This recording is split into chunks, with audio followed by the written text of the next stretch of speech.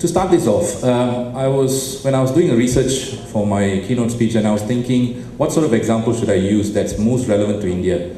And then started going around looking at different leagues and of course the structure. It's very easy for us to look at the English Premier League, the German football, like what Hasis spoke about.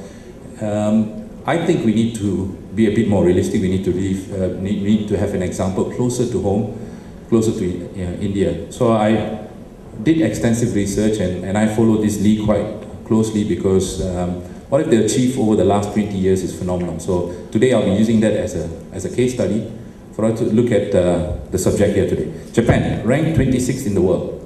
Okay, the closest Asian team, which is Australia, next ranked team, they're 37. So how did Japan get here?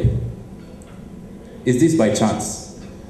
Everybody starts thinking that miraculously Japanese football just came into prominence just like that. Let's not forget, like what Indian football is facing now with the problems with facilities, with the money and all that we talk about. Football in Japan back in those days was played recreational football. The number one sport in Japan is baseball. Comes very close to baseball is sumo, believe it or not. So all the money has gone into either baseball or sumo. So imagine if the guys who started the J League sat down there and thought, all the money has gone to sumo and all the money has gone to baseball. We cannot do this. This is impossible. I'm going to ask you a question. Will you believe it if I said they had a 100-year vision? 100-year vision. We can't even think about what we're going to have for breakfast tomorrow, let alone have a 100-year vision. And that's what the Japanese did. The Japanese had a 100-year vision. I'm not joking. The 100-year promise was a plan to have 100 teams in the J Leagues by 2092. Okay, we're talking about J1 and J2. They want to have 100 teams. Very interesting because with my work, I travel around the world, and I was in Argentina maybe about 3-4 years ago, working in one of the clubs there. And when I went there, and I saw a group of Japanese kids, so I was interested to see how they got there. Today, Japanese players are around the world. You name it in one league, they are there. It's not because some of them pay their way through there, because they want a football education at the highest level. So you can see they have expanded the base globally. Japan played against Latvia in an A international not too long ago. 15 of those players who played against Latvia plied their trade in Europe. Let's have a look at this picture. These are all the players who started, and you name it, some of the best players in the world are now Japanese players. Again, is this by chance? They have a very strong domestic competition. J League in 2012 marked the 20th anniversary. When in Singapore many years ago in 1996, we started the S League, the J League version in Singapore. It was modeled after the Japanese league because obviously they were doing something right. They got big corporate supports behind them. They extended the grassroots. So Singapore was trying to mirror that. Unfortunately, 16 years on, we have not reached the heights where Japan has reached. Yesterday, Juan Cusco also mentioned this. This man, a bit of a trivia, I think most of you in the house know him, Johan Cruyff. Okay, he went to Spain and changed Spanish football. He brought his own style of play, total football. Spain being champions today is not because they did something 5 years ago. I think, from my opinion, personal opinion, he made the big change. He brought there the football culture, the mentality of total football, and Spain is reaping the benefits now.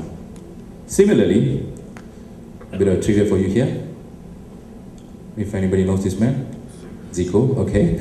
Zico changed Japanese football. In 1997, I was playing for a club in Singapore, and we went to play against Kashima Antlers in the Champions League, Asian Champions League in the time. And Zico was the coach there. And he had 3 top Brazilian players playing for his team at Kashima Antlers. If you go to Kashima today, there's a statue of Zico in the center of town. That is how much impact he's had in Japanese football. Because Zico went there in the early years, there were a lot of other top players that went to Japan and completely changed the climate of Japanese football. So in the last couple of days, I'm just thinking about and listening to people talk about vision. Of course, the Federation comes under a lot of attack of this. But trust me, it's not easy. Like I said, we don't even know what we're going to eat for breakfast tomorrow or dinner for tomorrow, let alone have a vision for 100 years. And that's something that, as a football fraternity, as a football industry, that's something we need to think about. A vision, and to have someone like a Zico, like a Johan Cruyff, who can come here and change the entire football culture. The success of the J-League mirrors the success of the national team, which is important, because I remember yesterday when the Chief Minister said his team. Today, there are 37 such centers all around Japan, with just one goal: to develop talent at schools level to professional athletes. There's a lot of talk in the last 2 days about grassroots, because we all know that's where the talent is. That the future is in our youth of tomorrow, and to get them from playing school level football to professional athletes, that's the process that we all as an industry are working on. So the Japanese have done that really well. They started with 7 centers together with the J-League, and now they have 37 centers all around, which provides a base. Now that they've got 37 centers, 15 of those players who played against Latvia are all based overseas. So you can imagine the huge number of talent they have to choose from. I want to also touch on some players who changed the whole complexion of Japanese football, and the players who, because we are talking about exporting stars in this keynote, but certain players who actually changed the face of Japanese football. Kazuo Shimura, he was also known as King Kazu, the first player who signed for Genoa in Italy. He's been a journeyman. If you look, Google him, he's been in probably 15-20 clubs throughout his career. But this guy actually opened doors for Japanese players. He went all over the world, played all over the world, and he signed for Genoa. I happened to be in Genoa last week. I was in Italy last week, and I told them I'm from Asia. The first thing they said, we had a Japanese player called Kazuo Shimura who played there. So again, he's done and opened doors for Japanese players. Hirotoshi Nakata, very famously, played for Roma. And he also proved that to the world that he was not there to sell shirts, because Japanese players at that time did famously go and sign for big clubs, and just because they wanted to open up the commercial aspect in Japan. We also can call upon a name called Junichi Inamoto, who played for Arsenal, and even his teammates called him T-shirt in the training ground. Okay, so, but again, these are the players who actually changed the complexion of Japanese football. Shunsuke Nakamura, he became a cult hero with Celtic, and also proved that Japanese players can play in a very physical Scottish league. Remember that goal he scored against Manchester United with a free kick. That again changed the complexion of Japanese players and how the world perceived Japanese players. And we come to a current star now. We don't need to talk about Shinji Kagawa, or what he's done in the German Bundesliga, and he's made a big money move to Manchester United, and he's now lighting up the world with his skills. Not just his skills, but also his goal scoring ability. He plays for one of the best clubs in the world, and scoring on a regular basis. And who would have imagined 20 years ago that a Japanese player would play for Manchester United? It's because of the vision they had. I'm going to ask you now, that we're going to jump back into another continent. Let's make a guess who will be next European powerhouse. Belgium. Somebody said Belgium. Yeah. Okay, Germany. Belgium. Okay, you're spot on. Why? Let's have a look at this team lineup. All the players now play for some of the top teams in the world. They're captains of some big important teams. We talk about Vincent Kompany, we talk about Vermaelen, Vertonghen, Fellaini, we talk about Eden Hazard, Moussa Dembele. So, and I also like to take the opportunity now, it's just not Belgium's. Belgium has failed to qualify for the last 5 major tournaments. So they know that they were doing something seriously wrong. So they looked at their system, and exactly like Japan now, they've opened up technical centers all around Belgium. And I think also the work also must be credited to the Dutch as well, because the Dutch also helped the development of Belgian footballers. A lot of the footballers here in this photo also came through some of the Dutch system. So the big question is, how can India mirror the success? Japan invests about US 168 million a year in youth development. Now everybody's going to put up their hand and say, how can we find this money? Because in the last 2 days, that's been another question that everybody asks. How are we going to find this money?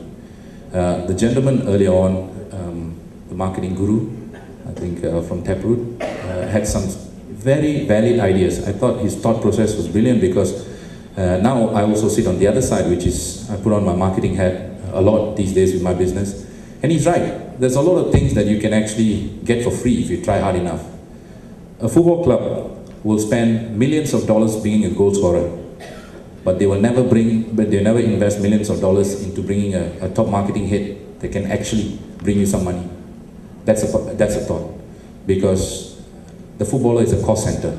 Tomorrow he gets injured, you never get your return on investment on him. But a good marketing director, a good commercial director, who's going to bring you the money, he's going to be the bloodline for your club. All right. So having said that, Japan they invest so much money, and that's the reason why you can see that the success is, it's evident. So, is India ready to commit? I just put a few, one slide together in terms of the economy of a footballer. Okay, it's talking about investment. It goes at different levels, many levels. You look at a club investing in the player. You look at the federation investing in a player. You look at agents and managers investing in a player, and obviously the parents. In terms of clubs, that's where the grassroots come in. They put in money into developing players. Federations, when they get to the national team level, giving them exposure at international level. We run a very successful youth international tournament in Singapore called the Lion City Cup, where our under-16 players get an opportunity to play against some of the last. The last 2 years rather, we had the likes of Ajax Amsterdam, FC Porto, Vasco da Gama from Brazil, Flamengo from Brazil, Manchester City. They all have come across and played against the Singapore team. All of a sudden, the young boys in Singapore can now have a belief that they can play against the best. 2 years in a row, the Singapore under-16 have made the finals. But lost in the finals, but they made the finals. And all of a sudden, they have this belief that they can take on the best in the world. So that's where the federation comes in, and they do partnerships with agencies, with organizations who can organize these sort of tournaments. And let us go and find the money to organize such tournaments. And of course, agents and managers. When you look at agents and managers, people start to think that all of them are shady. In fact, not. There are many good agents, many good managers who actually invest their own money in development of players. So they must also take the credit for it, because this is the economy of a player. And of course, parents. Why I say parents is very important, because driving a son to training, picking him back from training, and cooking the things that he needs to eat so that he can develop is an investment from the parent side. They need to invest the time, they need to care. Back when I was playing, I used to tell my mom, can you not cook all the curries, because I need to have a proper diet. And she used to say, nah, just eat anything, you'll be all right. You don't have a problem, look at you, But that's not the point. The diet cannot make you a better player, but it can definitely affect your performance. So parents are very important in this whole ecosystem of a player.